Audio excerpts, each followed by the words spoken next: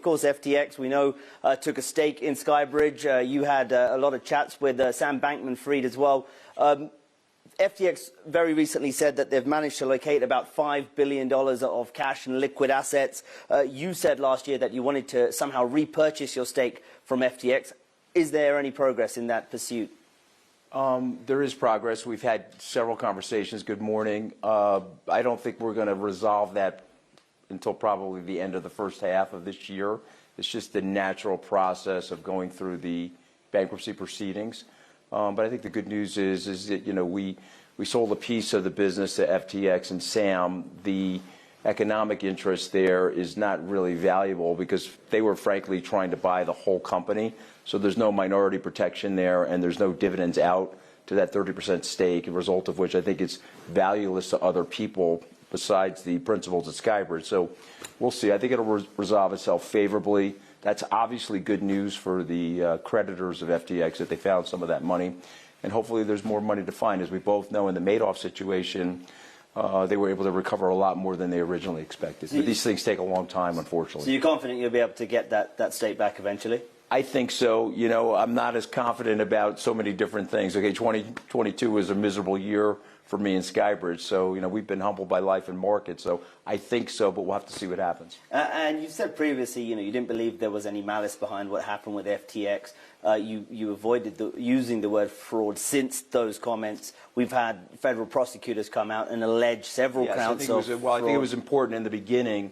I think my first interview was on your air in New York on Squawk Box. I think it was very important in the beginning not to make allegations. I think it's very clear now that there was fraud. We'll, of course, have to let the legal system determine all of those things. But I think for Sam, he's got 3 or 4 of the principals that worked alongside of him have already pled guilty and explained to prosecutors what they did. And then, of course, the new CEO of FTX, Mr. Ray, was very clear about what he saw there. It was classic embezzlement. So it's unfortunate that this happened. But again, he bought a piece of my business, and so we're waiting for the clearance from the bankruptcy people, the lawyers there, and the investment bankers there to figure out exactly what we're going to be buying back and when. Yeah, and just to remind our audience, SBF has pled not guilty to those charges. Right, exactly. So I just want to say, let's let the judge decide in the legal system. But if you're asking me my opinion, based on everything I know at this moment, I think he did commit fraud. You called SBF a friend. You had conversations with him. Have your views changed?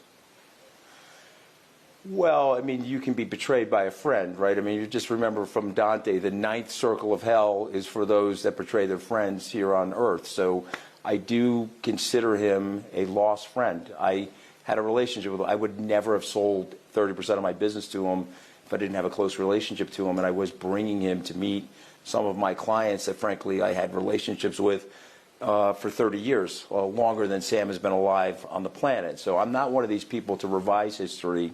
And I think it's very important. We've got to be very careful when people are victims of fraud, whether it's myself, SkyBridge Capital, venture capitalists. We have a tendency to point fingers at the victims. You know, I remember when the Theranos thing came out, people put a list of luminaries out of all the people that invested in Theranos. Oh, you know, these people are all stupid. No, when you have a perfect fraud or you have a person that's diabolical, it's very, very hard to detect, as evidenced by all the different people, all the luminaries in the venture capital space that gave SBF and Sam money. So, listen, we're here now. I've owned my mistakes, of course. We're going to buy our shares back. It's had no effect on our management. My staff, unfortunately, though, wants me to stay in Switzerland because we're having such a great January. And maybe I'm going to be stuck here for a few more months.